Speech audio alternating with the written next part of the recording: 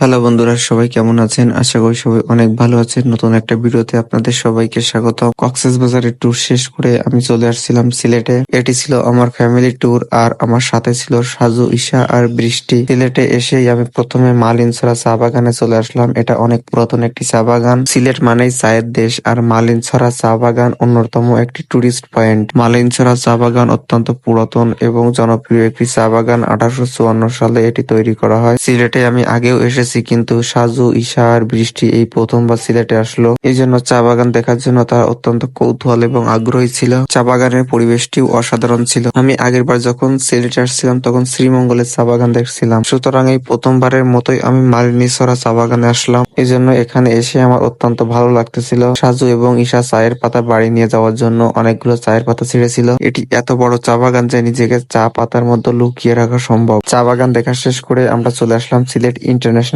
স্টেডিয়ামে। আমাদের খুলনার স্টেডিয়ামটির মতো সিলেটের স্টেডিয়ামটিও অনেক সুন্দর এবং অনেক বড়। সম্পূর্ণ স্টেডিয়ামটি পুলিশ এবং সেনাবাহিনীর নিয়ন্ত্রণে ছিল, কারণ আমরা যখন আসছিলাম তখন বাংলাদেশ আর নিউজিল্যান্ডের মধ্যে একটা ইন্টারন্যাশনাল ম্যাচ চলতেছিল। যদিও স্টেডিয়ামে কোনো লোকজন ছিল না, পুরো স্টেডিয়ামটাই ফাঁকা ছিল, কিন্তু এখানকার পরিবেশটি অসাধারণ ছিল। আমি বেশি দেরি না করে স্টেডিয়ামের উপরের পরিবেশটি দেখার জন্য আমি স্টেডিয়ামের উপরে চলে আসলাম। পরে আসার পর আমি আপনাদের বলে বোঝাতে পারবো না, এখানকার পরিবেশটি এতই সুন্দর ছিল। আমরা প্রায় আধা ঘন্টার মতো খেলা দেখেছিলাম। আমরা যখন স্টেডিয়ামে আসছিলাম তখন বাংলাদেশের একটি উইকেট পতন ঘটেছিল, এই জন্য খেলা কিছু সময় বন্ধ ছিল। প্রায় 5 থেকে 10 মিনিট পর আবারও খেলা শুরু হয়েছিল। আমরা আজই সিলেট আসছিলাম আর সিলেট আসার পরে আমরা রেস্ট না নিয়েই আজই ঘুরতে বেরিয়ে পড়েছিলাম। এই জন্য আমরা সবাই একটু টায়ার্ড ছিলাম আর বেশি দেরি না করে স্টেডিয়ামের খেলা দেখার পরই আমরা আবার বাসায় চলে আসছিলাম। আজ এই পর্যন্তই। আশা করি ভিডিওটি আপনাদের সবার ভালো লেগেছে। ভালো লাগলে ভিডিওটি একটি লাইক করবেন, শেয়ার করবেন এবং কমেন্ট করবেন। ধন্যবাদ সবাইকে।